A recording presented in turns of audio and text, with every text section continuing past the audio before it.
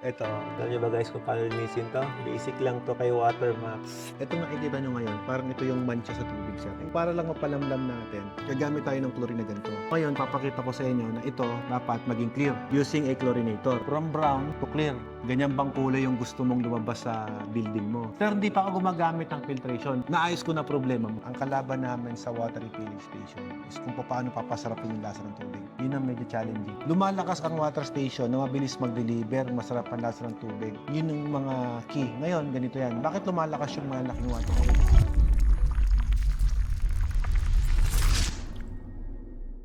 Anong plano nyo dun sa buong building? Gusto nyo mainom lahat ang nandun na tubig? Anong requirements nyo? Kasi magbe-base po ako sa requirements ninyo eh. Kung ano yung gusto nyong ipalabas natin sa output product natin. Hindi na siguro kasi plano din maglagay kasi ng refilling sa baba. Gaano kalaki itong pinag-uusapan nating apartment? 21 rooms. Tapos may penthouse sa taas.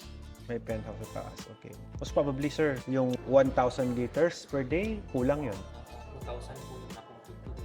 2,000 per day sa buong compound. Not to mention may bathtub pa yan. Ano naman, shower pa lang yan. Basically sir, pag kinumpute mo, yung daily consumption rate niyan, maabot tayo ng around 2,000 liters. Every day yon. Pero yun yung minimum. Kasi kapag maraming guests, pwedeng tumaas pa. Tapos kapag yung guest mo medyo hindi nagtitipid sa tubig, iniiwan ng bukas ang gripo, pwedeng tumaas pa yon. Kapag kami nagko-compute, for example, you estimate the 2,000, I will recommend 4,000 liters tayo. Para in case po na dumami man ng bisita mo, dumami ang guest na nandun sa apartment mo, wala tayo magiging issue pagdating sa tubig. Kumbaga may supply tayo. Ito po ay parang Airbnb type po ba? Or talagang marami nang nakatira talaga doon? Kumbaga regular sila doon? Parang regular. Tapos, Regular na. Ang plano kasi yung 13 rooms na Airbnb, tapos yung the rest, yung karamihan, nakatira na doon. Yung ilalagay sa bawat unit, mga 4 to 5. So, kailangan niya ng water filtration the whole area. So, itong water supply natin, boss, maalat ba? Kasi may mga client din ako doon, sir, eh. Prime water.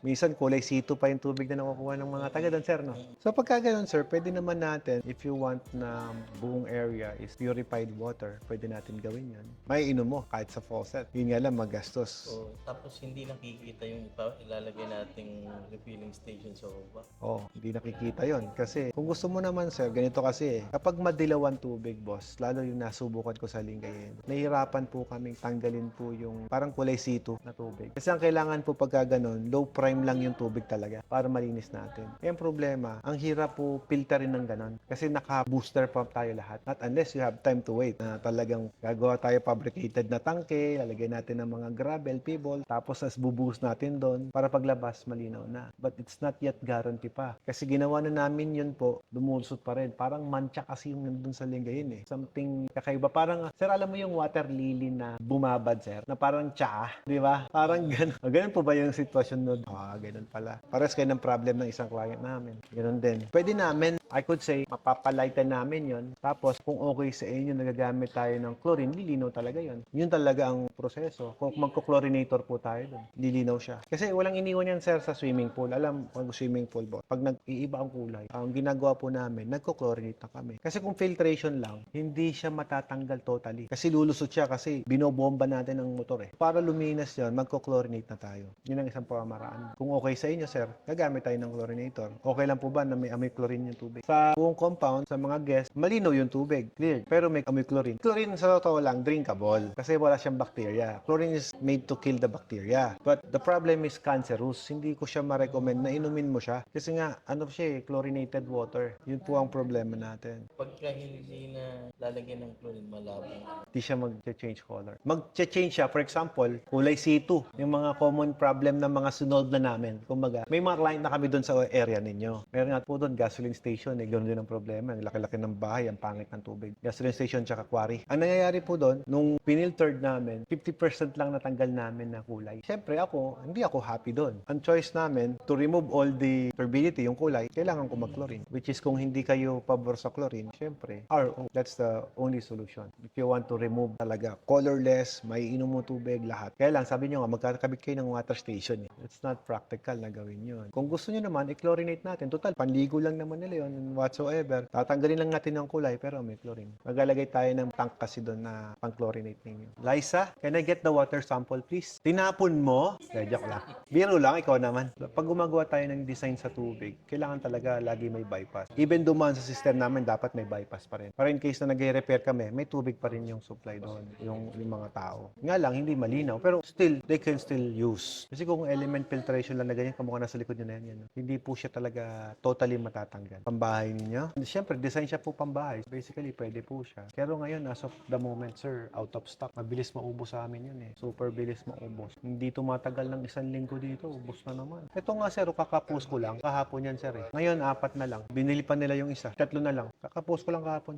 Pangbahay din po yan. Pero malaki ang capacity. It's 400 gallons per day. Drinkable. Mainom mo tubig. Sila na sir naman, ang gusto na kasi nila, yung namomonitor niya yung quality ng tubig every time na inom siya. Yan naman po yung nasa likod niyo. 120k yan. Kasi yan, kompleto yan. May monitoring center. Lahat po ng dumadaan dyan, nakikita mo yung quality ng tubig. Drinkable din po yan. Pero kung ako sa inyo, I will go for that. Kasi yan, kompleto eh. Parang sa akin, eto, kaya tumura. Kasi hubad eh. Tinanggal ko yung ibang accessories na nagpamahal eh. So yun, kompleto. Kompleto siya. We can solve the problem. May ibang paraan. Mabuti nga, nadapnan nyo ako dito. Kasi hindi lahat ng yung ganyung water problem alam ng mga staff. Tsaka hindi nila alam kung ano yung element na ilalagay. Basically, ako po talaga yung magdi-design. Yan po ang effective na pantanggal, chlorine. Ilalagay ko po yan sa isang tangke, ma'am, sa storage tank para palinawin using chlorine. If you have 2,000 liters, boss, doon tayo magti-treat. Sakto yung design kasi naka-overhead tank yun. Ayun, yung overhead tank. Yun ang iti-treat natin. Buti nga ito, maganda na to. Kasi may client kami sa area ninyo. Talagang pag tinignan mo, parang C2 talaga. Parang San Mig Light. Yung ginawa namin doon po, yung binigay sa akin, talagang kulay C2 red. Tapos nung dumaan sa filtration namin, sir, filtration pa lang, parang naging San Mig Light. Mas lighter ang kulay. Eh hindi ko mapalinaw talaga ng gusto. RO ang makakapagpalinaw sa kanya. So in-RO niya lahat. So ito, maganda naman na to. Ate, mag-radyo ka na lang. Bigyan mo ako ng konting-konting chlorine.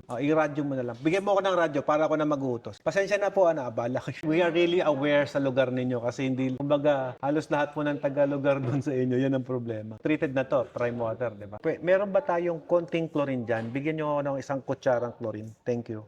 Ano sa bathtub niya? Linis, di ba? Ito. Alam niyo ba guys kung paano linisin to? Basic lang to kay Watermax. Don't worry sir, I got your back. Ang bala dito. So ito, may pantanggal naman tayo niyan. Sa ano to? Sa deep well nyo dito sa apartment. Prime water net. Sa apartment, ang diskarte natin doon. Dalawa kasi yung setup na pwede kong gawin. Pwede yung naka-inline, yung chlorinator. Pwede rin naman po na titimplahin natin sa tangke. Mas matipid yung titimpla sa tangke kasi you don't need to buy chlorinator. Yun nga lang, pag inline talaga, pag bubukas ka ng shower, may chlorine talaga yun. Kasi sa itsura po ng tubig, syempre, the more na mas malabo, mas tinatapangan natin ng chlorinator. Dapat naka-inline ka para hindi ka na nag-iisip na, di ba, sakit sa ulo yun, bahay na yun, gusto mo magpahinga, tapos nagkatrabaho ka pa, titimpla-timpla ka pa. Para kang chemist dun. Gagawin ko kayo ng inline. Adjustable naman yung amount feeding nun. Ito po yung problem natin sa tubig. Medyo hindi maganda. Ngayon, ito, gumamit kami ng chlorine. Ito yung chlorine. Tinunaw lang namin para at least makita nyo kung magbabago kulay. So, pag ito sinaling ko dyan, magbabago to, magiging clear to. Pero ngayon dito lang muna. Pakita lang natin, konti lang. Tapos, yung problema nila kasi, turbid talaga yung tubig. Parang kulay C2 na parang may saling ko, maubos yung sample ko. Dapat kasi konti-konti lang. Ayan. Magki-clear po ito maya-maya. Para may saling ko. Konting-konti lang naman. Pero yung amoy, nagiging ganito yung amoy niya, sir. Para kang nag-shower na may swimming pool. Yan ang problem kapag ka-chlorinated, di ba? Kung gusto nyo yan, pero lilinaw po ang tubig. Kasi sir, ganito yan eh. Pag naglalagay tayo ng chlorine, magsisettle down pa yan. Magsisettle down pa siya, tapos hanggang sa maging clear po siya. Pero nakita nyo, nag-change siya ng kulay. Dito naman ngayon kami nag-a-adjust. Gaano kadaming amount of chlorine ang ilalagay namin doon sa gusto nyong cleared water. Ito kasi pag nilagay ko lahat, mauubos na yung sample ko eh. Dali, hatiin natin, sir. Okay lang ba dito ako kumuha? Kasi mawawalan ako ng sample pag deep well niya.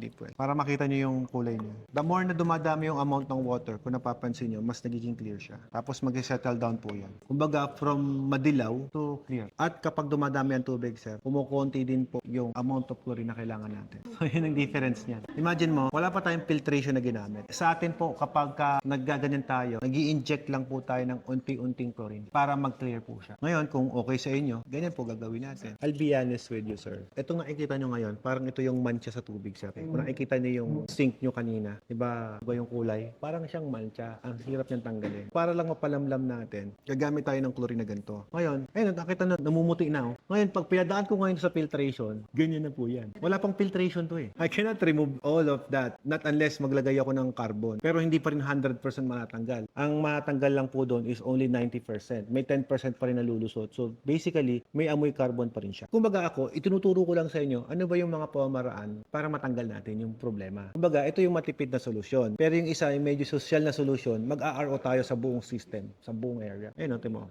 Pag sinettle down ko pa rin, magbabago yan. Tingnan mo, magkaiba na siya ng kulay yun. Diba? So, titimplahin natin yan. Ako kasi, napadami yung saling ko, sir. Sorry. Kaya nga, inaano po namin yan. Kailangan po namin itimpla ng maayos. Sa chlorine feeder naman namin, may adjustment naman po yun. Ayun, nag-iiba kulay yun. Ito kasi, boss, hindi mo ma-appreciate to kasi powderize yung chlorine na binigay sa akin. Pero kung gagamitan kita ng chlorine na isa, andali, papakuha tayo ng chlorine na mas maayos. Sir, ano nangyari? 40K, naging 120K naman yan. Million na ang gagasin mo dito pagbalik mo. Kasi ice plant ka na eh. Tatayo ka na ice plant eh. Sir, wag mo na pag-ipunan, papautang ko na lang, walang tubo. Wag ka muna mag-loan, di mo kailangan mag-loan, sir. Dito sa akin kang mag-loan, walang tubo. Kakaiba nga sa amin, sir eh. Di ba pag sa kasa bumili ka, in-house financing, sabihin, laki ng interest. Sa amin yung in-house financing namin, walang interest. Kaya kung ano bilhin mo dyan, walang tubo yan. Ayun, di ba hanap mo? Hindi ako nagpipinance ng truck eh. Huwag ka nang gumastos sa deep well. Kung may deep well ka na, yun na yun. Mapalad sila, sir, kasi taga Santa Maria yan eh. Maganda tubig nila eh. Tayo po na hindi pinalad sa tubig, ganyan. Nag-experiment tayo ng mga... Ang kagandahan nito, actual demo, sir, no? Sinusolusyonan ko yung problema mo na nakikita mo talaga yung yung chlorine kanina, ito yung tsura. Pero ang problem natin, ito yung parang kulay kape, yung parang kulay C2. Ngayon, ito, naglagay ako ng chlorine na hindi siya powder, liquid siya. Kasi nakikita nyo dito ngayon, ito yung dust. Okay, chlorine dust na ang tawag dyan. Pero ang ginagamit talaga natin chlorine, dapat ito, pure chlorine. Ngayon, papakita ko sa inyo na ito dapat maging clear using a chlorinator. So, pag sinali natin to, tingnan niyo, iba na kulay niya. Kaiba siya ng kulay, oh. Di ba? Nakakita nyo, from your eyes, clear siya. Oh, sali natin. Oh, di ba? From brown to clear. Ganyan bang kulay yung gusto mong lumabas sa building mo? Oo. Kanina hindi kita na-impress eh. Kasi... Ito na lang, konting-konti na lang matanggal yung amoy. Oo, di ba? Ayun yung sinasabi ko sa'yo. Hindi kita na-impress kanina kasi ginamitan natin ng chlorine powder. Kasi nakikita mo pa rin, ano nga, natanggal nga yung dilaw, naging puti naman. Di ba? Kaya tinan mo sir ang difference siya ngayon. No? Sir, hindi pa ako gumagamit ng filtration. Naayos ko na problema mo. Punta ka lang sa Watermax, yung problema ng linggayan, sinolusyonan ko na. Gusto ko ang isalin dito direkta yung chlorine eh. Kasi pag sinalin ko direkta dito, sir, wala na ako sample. Kailangan ko ng sample. At least pagdalhin ulit kita ng water sample dito. Partida yan, sir. Wala pa tayong filtration na pinag-uusapan. Solved problem. Kanina halos walang amoy yan. Nung unang inamoy mo, di ba? Hinaluan ko lang nito. Shot. Yung kila sir nire-ready na or papadeliver na lang, ay may pa-deliver sir para kami mag-install. Ikaw ang mag-install? Hindi mo bagay yun sir, dapat inuutos mo na lang sir, boss ka eh. O kaya nga dapat sila pa-deliver mo na lang. Tapos kami mag-install sir, hindi lang delivery, kami mag-install. Para at least masundan namin yung quality, tsaka di ka mainip, di ba? So kasi hindi mo sinabi. Pero okay lang sir, nakakapi naman tayo. Si ma'am nga lang nagutom, ayaw. Sir, kung ako ipapadeliver ko na lang yan. Problem solved lang kami ni sir. Okay na tayo. Tapon mo na to, wag lang to. Tago mo to. Kakakunin ni sir yan. Pag binawi ni sir to, yun lang pala eh. Di na ako bibili filtration sa'yo. Lalagyan ko na lang ng yun lang pala yun eh. No?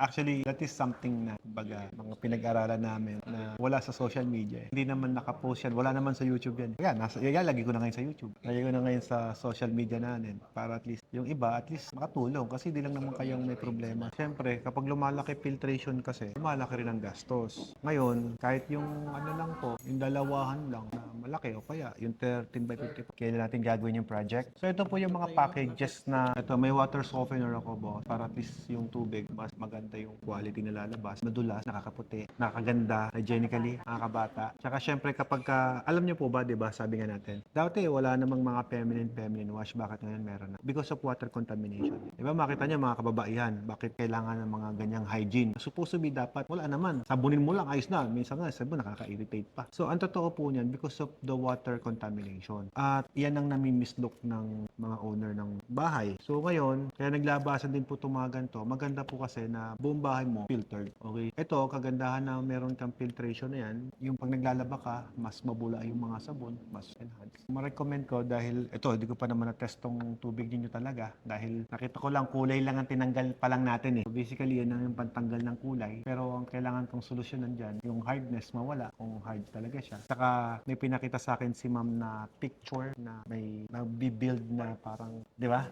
Lagi may ganun. Yikes, di ba? So yun yung mga tatanggalin natin. But the use of element filtration na kaganyan to. So we have 13 by 54, 80,000 po ang isa. May doblehan din po yan. Ito yung dalawa. 155K. Pero buo yan. Kung pag yan po kasi, may carbon, may multimedia, may softener na siya, kumpleto. Kumbaga lahat ang hanapin mo bago pumasok po bahay mo. O, sa buong apartment, ito. Yan po yung size na nyo. Yan, nakita nyo yung nakahubad na apartment na yan. Yan po. 155 lang. Buong apartment mo yan. Pag ganyan po talaga, sir, customized na makina. Dapat ako talaga mag-design. Kasi sir, sa totoo lang, kung kaya naman pala ng lahat ng iba yan, di sana, doon pa lang sa binibilhan nyo ng water system, dapat na-solve na yan eh. Di ba? Eh sir, konting-konting amount na lang ng chemical ang ilalagay mo. Solve the problem. Kaya lang yun nga, hindi ko alam kung ano yung gamit din ng filtration system. I don't know. At least, ina-explain ko lang sa inyo kung paano yung gagawin natin. Kasi ito, may 155,000 tayo. Add ka lang ng chlorinator. Ang chlorinator po namin, 35,000 po yun. So, 155 plus 35, magkano? 190? Fully automatic na po yun. Kumbaga, pag in-install ko doon, bahala na siya doon. Pag binibili mo sa akin ng package, sir, lagi ang installation libre. Included lagi. Pagka ganun, baka pwede mo isa ba yung filling station? O, mag-water station ka na, boss. Mag-business venture. Ilan taon na kayo? 28? 28 na pala kayo? Sa 25. Bata lang tignan, ano? Pero, di, akala ko mga ano lang kayo, 18. Swerte nyo naman DNA ninyo. Bata kayong tignan. Giant 2. Ito na sir, madugo. Sabi sa'yo sir, pag lumalaki, nagmamahal. Ito talaga yung pang doon, yung dalawahan. Every media kasi, umaabot tayo ng 100,000. So, ito yung tatluhan, 400. Yung nasa likod ko po ngayon, ang presyo po niyan is, yung nasa likod ko yan, 500,000. Pero ito po, 100 less kasi tatlo. Ito po yung dalawahan. Ngayon, ito po, kumpleto na po yan. Sold na tayo dyan. Kumbaga, pang buong chlorinator, 35,335. So, kasi underpower sa'yo to. Itong pinapakita ko na 155. Underpower yan. Kasi pang bahay lang po yan. Tignan niya po yung size. Kung makikita mo yung size sa likod ni ma'am, yan po yung 155. Yung nasa likod mo, nasa baba. Yung nasa likod na mas mataas, yun po yung 300. Dalawang ganon. Yung kita mo kalaki. Ayun po yun. Tapos pagka pang hotel na, iba na. Mas malalaki na naman yun. Swerte nila kasi merong napakagandang tubig na pampapaligo sila, yung mga tenant. Kung ako, package 10 ako. Ito yung nasa likod ko, package 10. Hindi ko ilalagay sa likod ko kung hindi yan maganda. 700 plus yan. Pero reverse osmosis po siya. Kumbaga, pinaka-advanced ngayon sa market na water system. Kasi even the salt water kaya niyang linisin. Ganun siya kaganda. Ito yun, sir. Ito yung details. This is the package 10. High-end po yan. Sa Lingayen, may client na ba tayo sa Lingayen na nagpakabit ng package 10? Wala pa na. Ikaw pa lang meron yan. Ito ang pinaka-advanced kasi, as of the moment. Kapag maganda ang water source, nare-recycled namin. Tapos, ang product po niyan, parang distilled, super linis. Na ang working capacity is mas more efficient sa distilled kasi you don't need to use distiller. Pero ang finished product, output po niyan, same. Ang distiller po kasi, para may idea lang kayo, ang distiller, kaya po siya mahal kasi we use distillation process. Pinapainit po yon. Tapos yung mag-evaporate, i-condensate po yon, nalagyan ng cooling. Yung lahat ang didikit doon at mahuhulog, yun po yung distilled water. Parang pinakamadaling intindihan yung sinaing. May sinaing. Pag ginamoy takip, lahat ng dumi sa ilalim ng takip, ayun po yung distilled. So kaya siya mahal. But the difference between that kind of system, ito mas less efficient siya pagdating sa kuryente. Kasi hindi siya gumagamit ng heat at ng cooling. Plus 35,000. Plus delivery. 2,000 lang kayo sa Lingayen, no? Gano'n kayo sa Lingayen? Alam ko 2K lang doon. 5K doon? Verify nyo sa office yan, ha? Kung mapagalitan ni sir. O sir, 2K lang daw. Ikaw talaga, sir, tinutubuhan ka ni Liza. Kaya nga Sir. Hindi naman sir. Yung brochure nga sinisend na lang sa akin eh. Kami na sir bahala, sir, do sa pipes and fittings na gagamitin natin. Tapos sa bypass valve kami na rin ang maglalagay, sir. In case na may problem yung system natin, you can still use it. May bypass po yung system na yan at saka yung chlorinator kasi magkaiba siya ng linya. Ganun ang gagawin kong design. May tangke kayo dun, sir, 2,000 liters, no? Ayun na rin yung gagamitin natin. 2,000. Yan yung sa taas natin. May 2,000 na kayo doon? Wala pa? Wala pa. Meron kami dyan. Siyempre mura, 3 o 4. Ano yun? Ano ba kailangan niya? Plastic stainless. Plastic, 1,000 liters lang yung plastic ko. Pero pwede ako mag-order ng malaki kung gusto niyo. Wala lang akong presyo ngayon ng 2,000 na plastic. But I could give you after natin mag-usap. Kayo na rin maglalagay. Dun sa taas? Hindi, padadala ko na lang yung crane ko tapos. Oo, yun. Yan. Huwag naman kami maglagay. Sir, wala akong crane. May crane kay daya mo, sir. Eh. 2,000 lang ang singil ko, tapos ako pa magdadala ng crane sa'yo. Mabigat kasi sir yung plastic. Oo. Yung stainless ang gaan eh. Kayang buhatin lang yun eh. Dapat doon meron kang water facility. Yung area for operating area lang. For your water system. Para yung mga tenant doon sir. Yung di na nakikingalam-ngalam doon. Dapat yung operating area nyo sa design niyo dapat meron talagang for water treatment. Ganoon siya. Laki pala ng building sir. Oh. Ang tagal nga ginawa eh. Pwede makita sir? Hindi. Okay lang po. Hindi, actually ito yung drawing niya, pero halos ganyan na ngayon. Parang gusto ko pasyal. Ilang taon ko nga ginawa. Dahil walang pang magawa. Pwede bang ma-vlog to? Mm. Pag natapos. Ang ganda may sports car ka sir oh. Wala talaga ng plano ng patay, pinilit niya. Pinilit mo pala eh. O pala ang salarin eh. Kasi yung ROI niyan, hindi ko naman na mababawi eh. Sa mga bata na hindi ba? Oo. Sila na. Baka may supplier din si Sarah. Meron naman, pero hindi ko pa tinaray yung brand nila. Pero kung gusto mo, mag-sample ako. Ilan ba kailangan nyo? Pakita ko yung sample kung gusto nyo. Ilan ba yun? Okay ba yun? 40 units? 20 sample? Sige, pakita ko sa inyo. Sample lang ko muna kayo ng isa. Okay lang? Kasi baka hindi pa masa sa quality. Ito yan, sir. Ang kalaban namin sa water refilling station is kung paano papasarapin yung lasa ng tubig. Yun ang medyo challenging. Hindi kagaya ng binibili mo, sir. Filtration lang eh. Anong requirements? Palinawin. Di ba? Palinawin, tanggalin mo lahat ng dumi. Pero not for drinking. Kung yun ang gusto mo, gagawin kita. Malinaw lang. Pero not for drinking. Yun, hindi issue yung lasa eh. Ang pinaka-critical po kasi talaga dyan, yung ganitong package. Sabi natin, ano to? High-end, mahal. Bakit mahal? Pero sabi niya, syempre, yung pag-customize kasi niyan, pagka ininom mo, dapat masarap yung tubig eh. Hindi ka mapapahiya sa customer. Yung maintenance niya. Matipid naman. Sa isang taon po niya ng maintenance, 15,000 lang for the whole year. So, totoo lang sa ibang lugar. Marami namin La Union, Batanes, yung mga remote areas. Sir. Kumusta daw yung ROI niya? Si Batanes, sir, 8 months niyang kinuha eh. ROI na siya. Yung taga Nueva Ecija, 3 months. ROI na siya. Bawi niya yung 700. Malakas yung tubigan, sir. Kung kukumpitin mo kasi, sir, halimbawa, kaya mong magbenta, ang target market mo, 500 container a day. Sample lang, kung ko, Marami na rin kasi doon eh. oh. Kaya lang pagka na... Pag kasi nakilala, Oo. tapos malakas ka mag-deliver, mabilis kang makapag-deliver sa mga customer, walang dahilan na hindi lalakas yung tubigan eh. O kahit sabi mo marami na. Kasi yung dami na yon sir, kung pangit ang services din ng mga owner ng water station, wala din, hindi rin lalakas. Ngayon, sir, sa water station, in our experience po, no, logically, lumalakas ang water station na mabilis mag-deliver, masarap ang lasa ng tubig. Yun yung mga key. Ngayon, ganito yan. Bakit lumalakas yung malalaking water station? Sir, for example, parehas kaming water station. Parehas kami. Siya maliit ang makina niya, ako malaki. Ngayon, sir, yung ganun nito, dahil mabagal siya mag-deliver, sa akin pinaparepair.